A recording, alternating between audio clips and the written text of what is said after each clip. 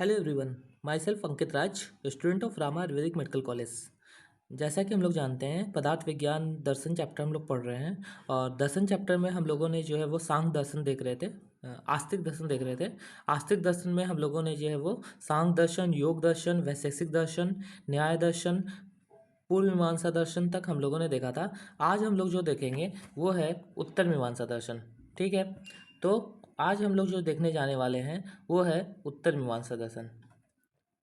इसमें हम लोग सबसे पहले देखते हैं कि उत्तर मीमांसा दर्शन के पर्याय क्या हैं। तो वो है ब्राह्य सूत्र बोलते हैं, वेदांत सूत्र बोलते हैं, शारीरिक सूत्र बोलते हैं, शारीरिक मीमांसा भी बोलते हैं, भिक्षु सूत्र भी बोलते हैं। ठीक है, तो ये जो है पर्याय आप लोग याद रखिएगा कि उत्तर मीमांसा दर्शन के पर्याय कौन से हैं। ये जितने भी पर्याय जो हैं वो MCQ में पूछ लिए जाते हैं।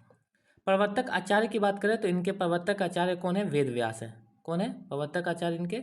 वेद व्यास। वेद व्यास इनके प्रवर्तक आचार्य हैं। और एक मत के अनुसार बादरायण को वेद व्यास कहा जाता है। ऐसा कहा जाता है कि बादरायण जो है उन्हीं को वेद व्यास कहा जाता है। व्यास पराशर के पुत्र थे। कभी कभी ये भी पूछ लिया जाता है कि व्यास किसके पुत्र थे, तो पराशर के पुत्र थे। ठीक है, अब हम लोग परिचय की बात करते हैं। इसमें क्या क्या दिया गया है। तो वेदांत दर्शन, वेदांत शब्द का अर्थ वेदों का अंत है। क्या है? वेदों का अंत है, वेदों का अंतिम भाग। वेदों के अंतिम भाग को उपनिषद कहते हैं। वेदांत दर्शन में जितने विषय का वर्णन है उनका मूल उपनिषद है। वेद अध्ययन में सर्वप्रथम संहिताओं का अध्ययन लिया जाता है। वेद में अध्ययन में सबसे पहले किसका लिया जाता है? संहिताओं का अध्ययन लिया जाता है। तत्पश्चात ब्राह्मण ग्रंथ, उसके बाद ब्राह्मण ग्रंथ को, फिर आरण्यक और अंततः उपनिषद को लिया जाता है।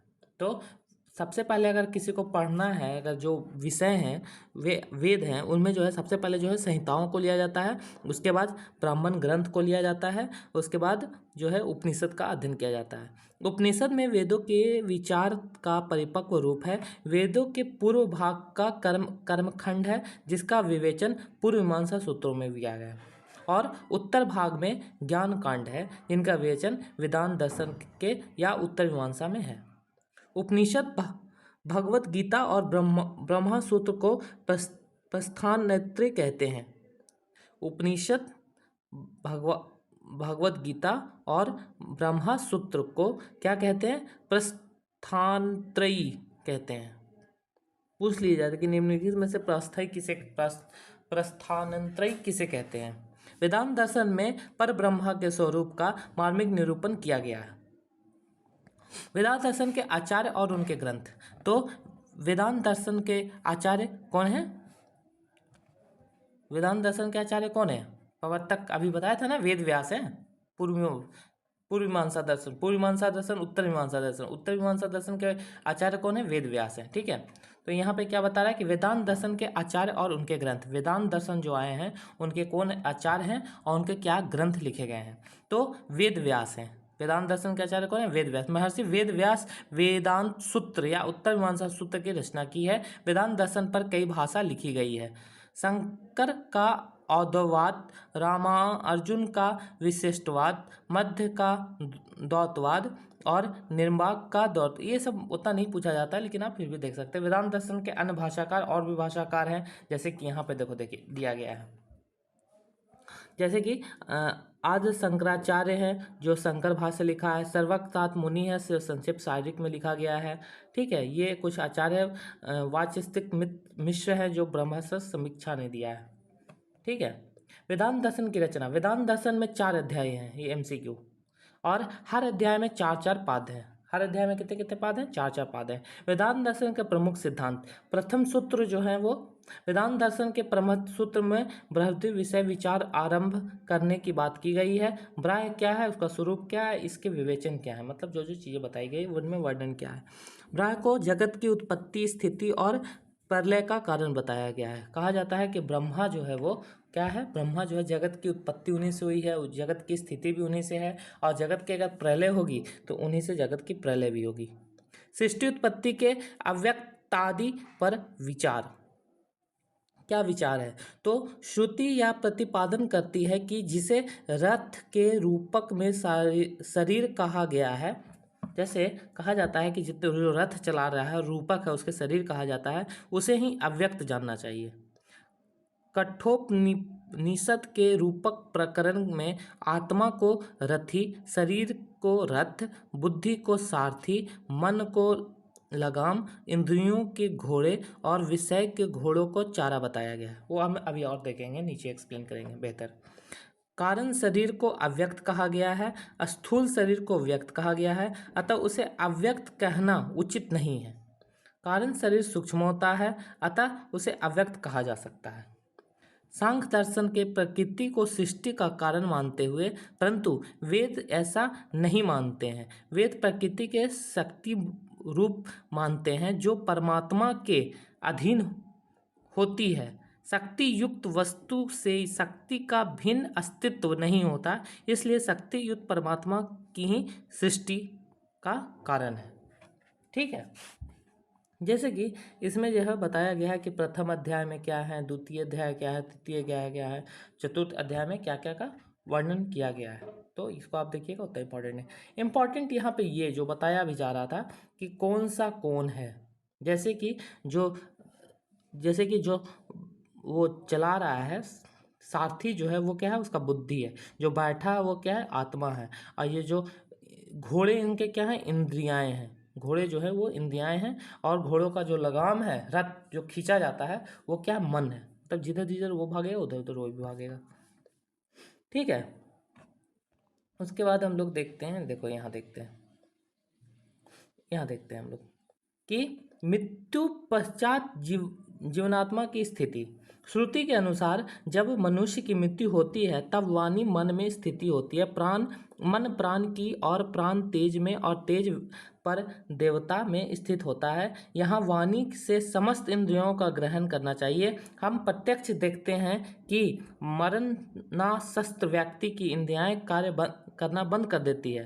प्राण के निकलने पर जीवनात्मा के साथ इंद्रियां भी निकल जाती है। अगर किसी का प्राण निकल गया है तो उसकी जीवनात्मा भी निकल जाएगी।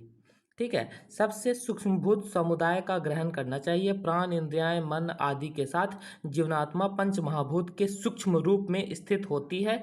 इसी सूक्ष्म रूप शरीर को कठोपनिषद ने रथ के नाम संबोधित किया है।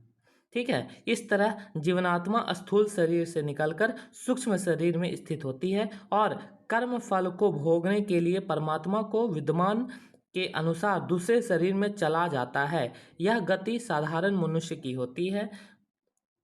ब्रह्मवेत्ता ब्रह्मलोक में जाते हैं। ज्ञान महापुरुष मोक्ष नाड़ी का आश्रय लेकर सूर्य के रामेश्वर सूर्यलोक की ओर जाते हैं। वहाँ से ये सब उनका मतलब दिया गया है कि मृत्यु के पश्चात अगर किसी की आत्मा जिसने जैसा कर्म किया हो उसकी आत्मा वैसा जाती है, जो अच्छा कर्म किया हो उसके मोक्ष की प्राप्ति हो जाएगी। ये चीज़ इसमें बताया गया है। अब वेदांत दर्शन ने एक दिया है जो है क्या है, विवर्तवाद। बहुत इंपॉर्टेंट है। विवर्त का अर्थ है भ्रम या विपर्य। जो वस्तु जैसी है उसे वैसे न समझकर उसका अलग सा ज्ञान होना, उसे सत्य समझना विपर्य कहलाता है। मतलब जो वस्तु जैसी है वैसे उसको न समझ करके उसको अलग से समझना, ठीक है, उसे ही सत्य समझना विपर्य कहा जाता है। उसे क्या कहा जाता है, विपर्य कहा जाता है। जैसे कि देखिए मैं दिखाता हूँ। कार्य यह कारण का विवर्त है। केवल देखने में ऐसा प्रतीत होता है कि कार्य कारण का वास्तविक रूपांतर है, परंतु सत्य कुछ और है। कारण का कार्य रूप में परिवर्तित होना एक आभास मात्र है। मतलब कार्य कारण में जो है आता है उसे क्या है, एक आभा होती है कि हाँ ऐसा हो सकता है। ठीक है, विश्व ब्रह्म का रूपांतर न होना केवल विवर्त भ्रम मात्र है। क्या है वो, विवर्त भ्रम मात्र है। पंजीकरण सिद्धांत के अनुसार जिस महाभूत का निर्माण होता है उसमें उसका आधा सूक्ष्म महाभूत होता है और शेष आधा भाग अन्य 4 सूक्ष्म महाभूत मतलब 1/8 भाग होते हैं। ठीक है, प्रमाण वर्णन। वेदांत दर्शन ने 6 प्रमाणों का वर्णन किया है। प्रत्यक्ष, अनुमान, उपमान, शब्द, अर्थापत्ति और अभाव। पूछ लेता है कि प्रमाण कितने माने, तो 6 माने हैं। क्या क्या, प्रत्यक्ष, अनुमान, उपमान, शब्द, अर्थापत्ति और अभाव।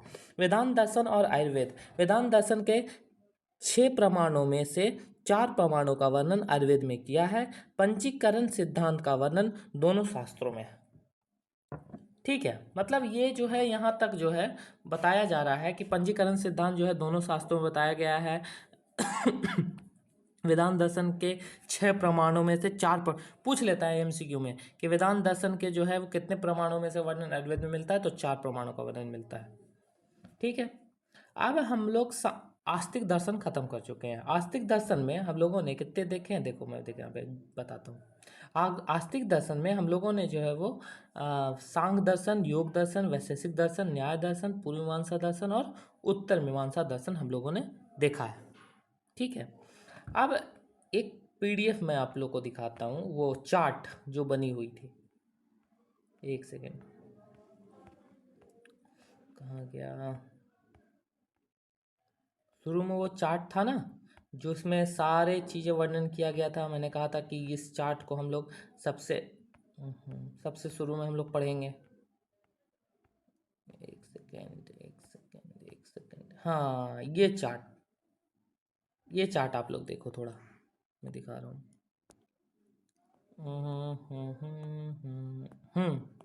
देख, सांख्य दर्शन में, आस्तिक दर्शन में कितने दर्शन है? टोटल 6 दर्शन है। सांख्य दर्शन, योग दर्शन, वैशेषिक दर्शन, न्याय दर्शन, पूर्व मीमांसा दर्शन, उत्तर मीमांसा दर्शन। सांख्य दर्शन, योग दर्शन, वैशेषिक दर्शन, न्याय दर्शन, पूर्व मीमांसा, उत्तर मीमांसा दर्शन। उत्तर मीमांसा को हम लोग वेदांत दर्शन भी कहते हैं। इनके प्रवर्तक आचार्य कौन है? ठीक है, ये आप लोग को याद रखनी है। हाईलाइट पता नहीं चल पा रहा होगा, पता चलेगा।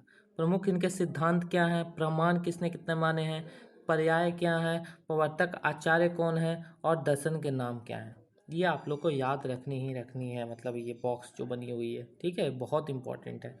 जिसमें कि जो सांख्य दर्शन के प्रमुख आचार्य कपिल मुनि हैं और इन्होंने सत्कारवाद और परिणामवाद को दिया था।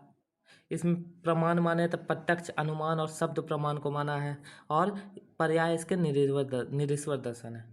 योग दर्शन को पतंजलि ने दिया था, महर्षि पतंजलि ने, और इसमें 3 प्रत्यक्ष, अनुमान और शब्द को माना है। इसको हम लोग शेश्वर सांख्य पतंजलि दर्शन भी कहते हैं। ठीक है, यहाँ तक है। ये आलोक दर्शन तो इसमें है। ठीक है, उसके बाद वैशेषिक दर्शन को कन्नाद मुनि ने दिया था। इसको असत्कारवाद और पीलूपाकवाद भी कहते हैं। हम लोगों ने देखा था पीलूपाक क्या होता है, पिठरपाक क्या होता है। पीलूपाक वो होता है जिसमें आम के पकने वाला बताया था। पिठरपाक जो घड़े से पकता है, मतलब हर सेल तक उसमें चेंज होता है। ठीक है, प्रत्यक्ष, अनुमान और लुक दर्शन इसके पर्याय हैं। न्याय दर्शन गौतम ने दिया था, गौतम ने न्याय किया। असत्कारवाद और पिठरपाकवाद को दिया। प्रत्यक्ष, अनुमान, शब्द और उपमान प्रमाण 4 माने हैं। इसके पर्याय आन्वीक्षिक विद्या और तर्क विद्या है।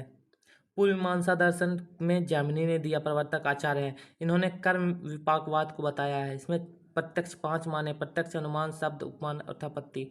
इसके पर्याय जो है मीमांसा दर्शन और द्वादश लक्षणी है। फिर उसके बाद उत्तर मीमांसा दर्शन के पर्याय व्यास मुनि हैं और इसके जो है प्रमुख सिद्धांत जो है विवर्तवाद है। प्रत्यक्ष, अनुमान, शब्द, उपमान, अर्थापत्ति और अभाव, इनके पर्याय जो है वेदांत दर्शन है। तो ये बहुत इंपॉर्टेंट है, आप लोग याद रखना। ठीक है, मतलब बहुत बहुत इंपॉर्टेंट है, बहुत इंपॉर्टेंट है। अगर इसको आप पूरा याद रखते हो, अगर देखो, इस दर्शन चैप्टर से मोस्टली 2 क्वेश्चन आते हैं, मतलब लॉन्ग में। सबसे पहले एक आस्तिक दर्शन, अगर आस्तिक दर्शन नहीं आया तो नास्तिक दर्शन।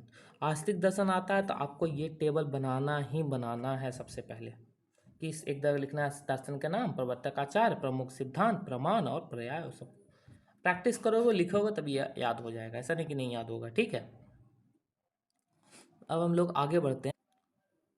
तो हम लोगों ने जो है वो आस्तिक दर्शन देख लिया है।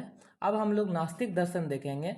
ठीक है, उसके बाद हम लोग नास्तिक दर्शन देखेंगे। नास्तिक दर्शन में मोस्टली 3 दर्शन भी बताए गए हैं, चार्वाक दर्शन, जैन दर्शन और बौद्ध दर्शन। ठीक है, तो आज हम लोग देख लेते हैं, एक काम करते हैं, हम लोग जो है नास्तिक दर्शन एक पूरा लेक्चर लेंगे नास्तिक दर्शन का। ठीक है, मतलब नास्तिक दर्शन में जो है वो तीनों दर्शन आ जाएंगे, चार्वाक दर्शन, बौद्ध दर्शन, दैव दर्शन। आज इसको हम लोग यहाँ पे एंड करते हैं। उसके बाद नेक्स्ट लेक्चर में लास्ट लेक्चर होगा वो लास्ट लेक्चर होगा दर्शन का, जिसमें पूरा नास्तिक दर्शन एक लेक्चर में बताया जाएगा। ठीक है, तो तब तक के लिए धन्यवाद। बने रहिए डॉक्टर अग्रवाल हेल्थ केयर के साथ, और भी बहुत सारे लेक्चर्स, पूरे पदार्थ विज्ञान के लेक्चर्स आएंगे। ठीक है, थैंक यू।